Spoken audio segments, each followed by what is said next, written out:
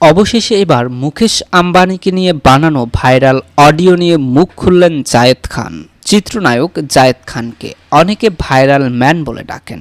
নানাভাবে আলোচনায় থাকেন ঢালিউডের বহুল চর্চিত এই মানুষ। ডিগবাজির পাশাপাশি সম্প্রতি ভাইরাল হয়েছে বিড়ি গানের মিউজিক ভিডিও। সেখানে তিনি নৃত্য পরিবেশন করেছেন। আজকাল বিভিন্ন জায়গায় অনুষ্ঠান করতে গেলে জায়েদের ডিগবাজি আর বিড়ি গানের পরিবেশনা দেখতে মুখিয়ে থাকেন ভক্ত অনুরাগীরা।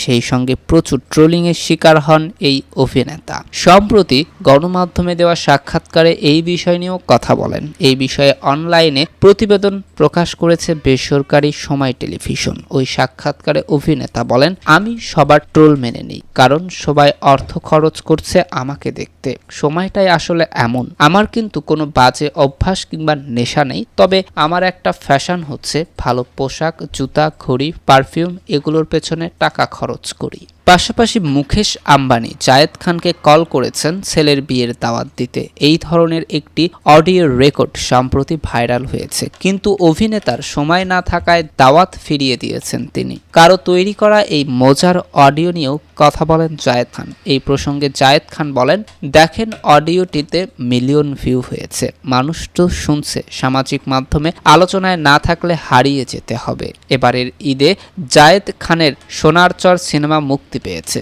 সিনেমাটি হলে খুব বেশি না চললেও সামাজিক যোগাযোগ মাধ্যমে সাড়াও পেয়েছে অভিনেতা। জানিয়ে খুব খোশ মেজাজে কেটেছেন নায়কের এবারের ঈদ। 2008 সালে জায়েদ খান ভালোবাসা ভালোবাসা চলচ্চিত্রের মাধ্যমে ঢালিউডের অভিনয় ক্যারিয়ার তৈরি শুরু করেন। এরপর বেশ কয়েকটি সিনেমায় অভিনয় করেন জায়েদ খান।